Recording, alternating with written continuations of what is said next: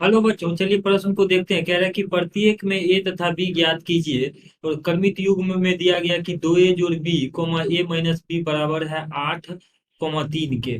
तो दिए गए प्रश्न के लिए हमारे पास जो मुख्य अवधारणा है, इस प्रश्न के लिए जो मुख्य अवधारणा हमारे पास है, मान लीजिए कोई क्रमित युग्म x कोमा वाई बराबर है ए कोमा बी के, तो हम यहाँ तुलना कर सकते हैं इसके प्रथम अवयव को इसके प्रथम अवयव से और द्वितीय अवयव को द्वितीय अवयव से। यानी x बराबर ए होगा तथा y बराबर बी। इस प्रकार से हम तुलना करके लिख सकते हैं।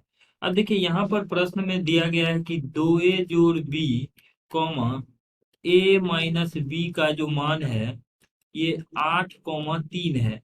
अब यहाँ से इसके प्रथम अवयव को प्रथम से तुलना करते हैं तो 2a जोड़ बी का मान आ जाएगा 8 के बराबर, और द्वितीय को द्वितीय से तुलना करेंगे तो a माइनस बी का मान 3 के बराबर आ जाएगा। अब इन दोनों ही समीकरण को हल करते हैं तो पहले हम क्या करते हैं, इन दोनों को अगर हम जोड़ दें तो जोड़ने से ये आपस में कट जाएंगे बी से बी, तो यहाँ से आ जाएगा हमारे पास 2a जोड़ ए अर्थात 3a बराबर 8 जोड़ 3 यानी 11। तो ए का मान 11/3 आ जाएगा।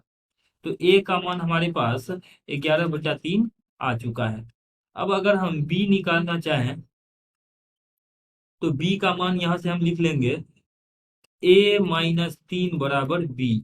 तो अर्थात बी बराबर आ जाएगा a-3 यानी 11 मतलब a-3। तो ए का मान 11/3 है, तो इसको हम इस तरीके से लिख लेंगे। तो ये आ जाएगा हमारे पास 11/3 - 3। तो हल करेंगे तो ये लघुत्तम लेके 3 नीचे चला जाएगा और 11 - 3 = 9, यानी ये आ जाएगा 2/3 के बराबर।